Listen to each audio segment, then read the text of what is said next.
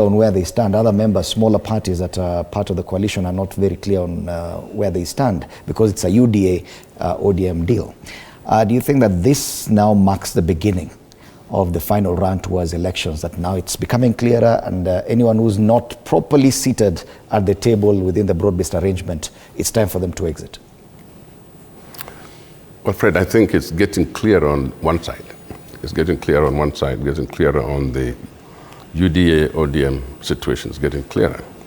That gives a good challenge to the opposing side, the other side, to start making that clearer on their side as well. And I think the challenge is not too big, that the other side can also start now understanding that the teams are set.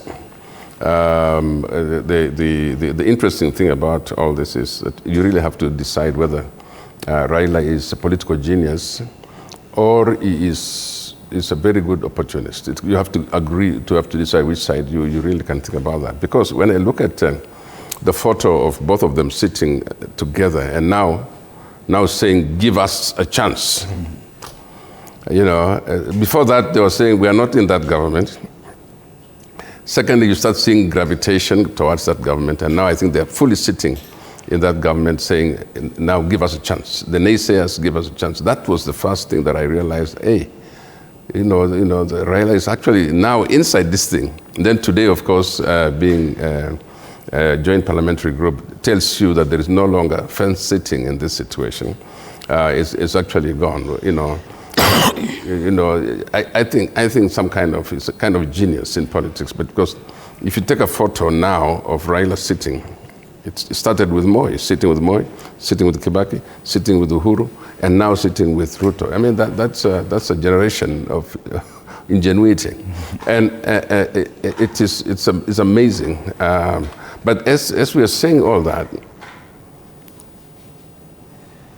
I don't know how sustainable it is for the community. I don't know how sustainable it is. Actually, I suspect that the political arrangement that we have now, where it is based on its mostly William Ruto now and Raila, I don't know where the other. I can even see that in Malindi, PA has kind of decided to fill the candidates. So that tells you the state of affairs on that side.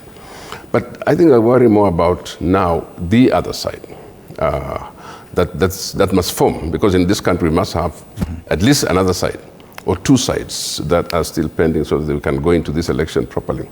But I do suspect that there's a lot of investment right now in trying to solidify the government side.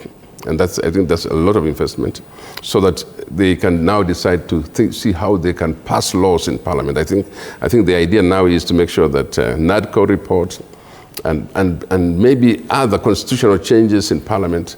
I think it's a matter of saying now, let's take stock of who is with us in terms of the loyalty. And I think today they will then take the numbers and say, well, we can now just go against and pass any constitutional change if we can in Parliament, and that tyranny of numbers could actually see us beginning to amend our constitution in ways as to benefit this arrangement here.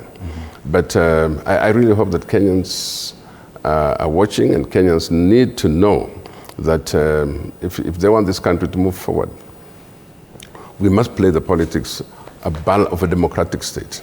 We cannot just work with people who use that tyranny of numbers. So the leadership on the other side probably need now to say, all right, so that team is set. Let's see how we set our own team. Okay. And of course, there are those who are going to be alienated, definitely. And I don't know what kind of effect you see this having.